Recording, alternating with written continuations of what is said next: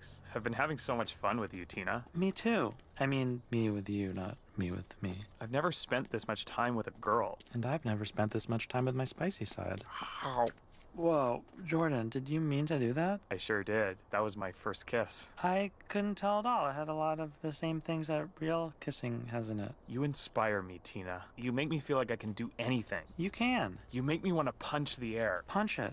You make me feel like I can jump over this parking meter. That looks a little wide. I want to maybe try that again another time. Yeah. Okay. Hey, listen. Tonight we're going to tag something really special. A greeting card? No, even better.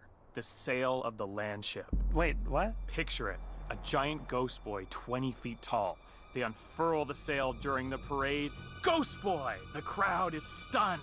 And we know it was us who did it. It just seems like that's really big, and the land ship is important to history, and people will be upset, and we could go to jail, and... Oh. you're kissing me again. You're so wild, Tina. Yeah, I am. Right? So, are you in or are you in? I'm in. Should we kiss more? Yes, but let's work on a couple things. You don't have to cover my nose and my mouth with your mouth.